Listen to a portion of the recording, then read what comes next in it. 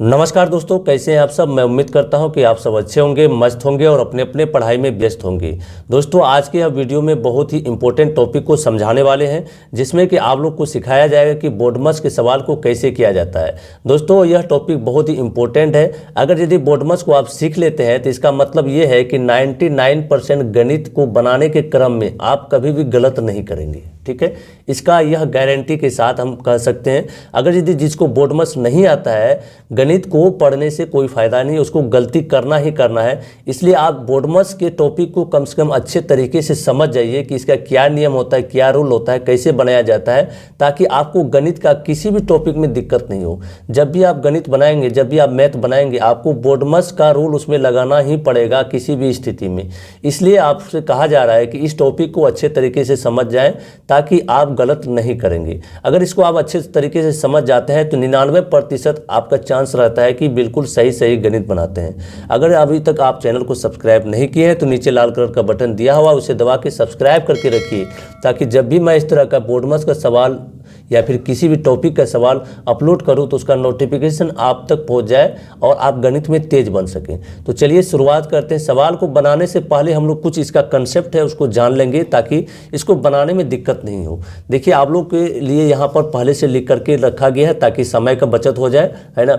यहाँ पर देखिए, बोर्डमस जो है, बोर्डमस में अलग अलग चीज़ का अलग अलग मीनिंग होता है। उसी मीनिंग को यहाँ पर लिख करके रखा गया है। पहला लेटर है क्या, बी फॉर होता है ब्रैकेट। ब्रैकेट मतलब होता है क्या, कोष्ठक। कोष्ठक में भी 4 प्रकार का कोष्ठक होता है, जिसको कि हम एक अलग वीडियो में समझा दिए हैं।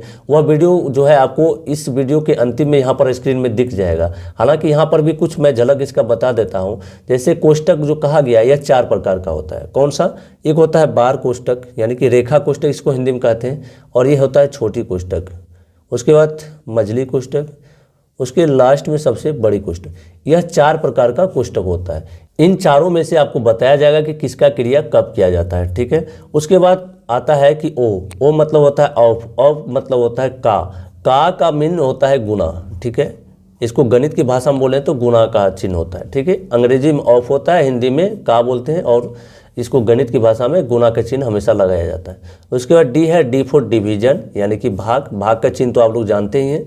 उसके बाद मल्टीप्लिकेशन, एम फॉर होता है मल्टीप्लिकेशन या फिर मल्टीप्लाई बोल सकते हैं, जिसको कि हिंदी में गुना कहते हैं, और इस तरीके का उसका चिन्ह होता है।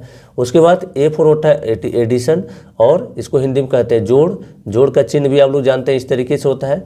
एस मीन्स होता है सबसे अंतिम में करते हैं सब्ट्रैक्शन, यानी कि घटाओ, सबसे लास्ट में घटाओ का काम करते हैं, यानी कि घटाव का चिन्ह इस तरीके से होता है। तो आपको समझ में आ गया होगा। सबसे पहले ब्रैकेट का करेंगे, मतलब कोष्ठक का करेंगे।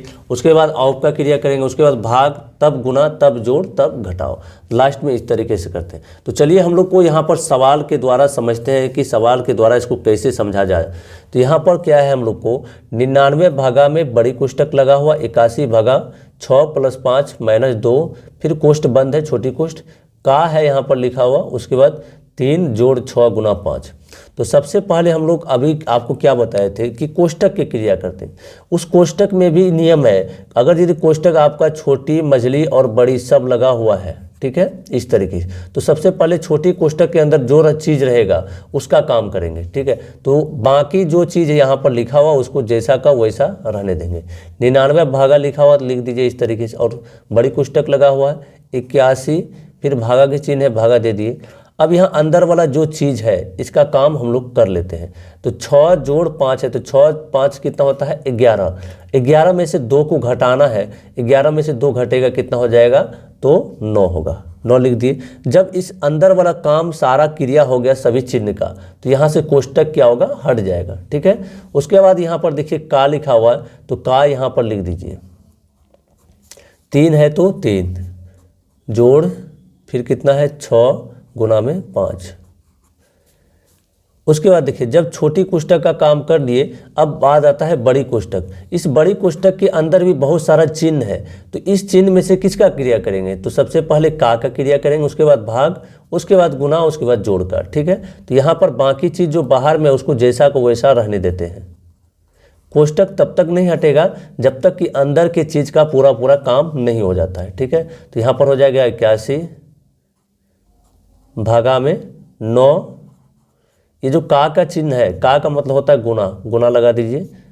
जोड़ 6 गुना में 5। उसके बाद यहाँ पर देखिए फिर क्या करेंगे, 99 भागा कोष्टक है बड़ी कोष्टक तो 81, चूँकि हम लोग को अभी पहले इसका काम करना होगा है ना, भागा 9 तिया कितना होता है 27 हो जाएगा। जोड़ का चिन्ह जोड़ दे दीजिए 6 गुना में 5। ठीक है, अब आसानी से क्या करेंगे, फिर ये जो बाहर वाला चीज़ है इसको जैसा का वैसा रहने देंगे, भागा के चिन्ह है। उसके बाद यहाँ पर देखिए क्या करना हम लोग को, 81 में से 27 से पहले भाग देंगे, क्योंकि जब इधर ब्रैकेट में औप का काम हो गया यानी कि का काम हो गया तो का के बाद क्या आता है, डिवीजन आता है यानी कि भाग आता है। तो यहाँ पर भाग कर लेंगे, तो 81 में 27 से जब भाग देंगे तो कितनी बार लग जाएगा, 81 में 27 से इस तरीके से भाग दीजिए तो यह लग जाएगा 3 बार में, क्योंकि 27 दिया होता है कितना 81, तो यह कट गया 3 बार में। कहने का मतलब ये हुआ जब इस 27 से इसको काटेंगे कितना बचेगा यहाँ पर, तो 3 बचेगा, भाग देने के बाद 3 बचेगा। जोड़ का चिन्ह है, जोड़ का चिन्ह दे दीजिए, 6 गुना 5 है तो 6 गुना 5 लिख देंगे। आपको अभी तुरंत बताया गया जब तक कोष्टक के अंदर वाले चीज़ का क्रिया नहीं होता है तब तक कोष्टक को नहीं हटाते हैं। तो यहाँ पर 3 है, उसके बाद जोड़ का चिन्ह है। अभी क्या करेंगे, अब गुना वाला क्रिया करेंगे, तो 6 गुना 5 है, 6 पंचे होता है 30, यहाँ पर लिख दीजिए 30। ठीक है, उसके बाद देखिए 99 है, 99 भागा 3 जोड़ 30 है, तो 3 में 30 जोड़ेंगे कितना होगा, 33 होगा, 33 हो गया। कहने का मतलब ये हुआ कि कोष्टक के अंदर में जितना भी चिन्ह था सबका काम कर लिए, जब काम हो जाएगा, जब क्रिया हो जाएगा, कोष्टक क्या होता है अपने आप हट जाता है। तो आपका यहाँ पर बचा हुआ कितना, बाहर में 99 भागा में 33, तो 99 भागा 33 है बाहर में, इसको इस तरीके से भी लिख सकते हैं 99 बट्टा में 33। जब 99 में 33 से भाग दीजिएगा, 33 का पहाड़ा अगर नहीं जानते हैं तो 11 का पहाड़ा से इसको काट सकते हैं। 11 का पहाड़ा में दोनों चीज़ आता है, 11 तिया 33 होता है और 11 नवा 99 होता है। अगर आप संख्या को काटना नहीं जानते हैं तो उसका भी वीडियो बना दिया गया है, उस वीडियो का लिंक आपको डिस्क्रिप्शन बॉक्स में मिल जाएगा, अन्यथा आपके इस वीडियो के अंतिम में दिख जाएगा, वहाँ से भी दबा के आप देख लीजिएगा। यहाँ पर कितना 11 से काट दिए 3 बार में, 11 से काट दिए 9 बार में, फिर इस 3 से कट रहा है कितने बार में, 3 तिहाई 9। कहने मतलब नीचे कुछ नहीं बचा हुआ है और ऊपर में बचा है 3, तो हम लोग का जो आंसर होगा वह 3 आएगा। देख लीजिए यहाँ पर इतना बड़ा सवाल का जो आंसर आया है कितना आया है, 3 आया है। तो यही बोर्डमस का कमाल है, यही बोर्डमस का कंसेप्ट होता है, जो कि बड़ा से बड़ा सवाल को छोटा रूप में ला करके उसका आंसर ला देता है। तो इस तरीके से बोर्डमस को बनाया जाता है। मैं उम्मीद करता हूं कि आज के इस वीडियो से आपको अच्छा जानकारी मिला होगा। अगर वीडियो पसंद आया है तो वीडियो को लाइक करके चैनल को सब्सक्राइब करके रखिए, ताकि जब भी मैं इस तरह का वीडियो अपलोड करूँ तो उसका नोटिफिकेशन आप तक पहुँच जाए। मिलते हैं फिर अगले वीडियो में, तब तक के लिए जय हिंद, वंदे मातरम।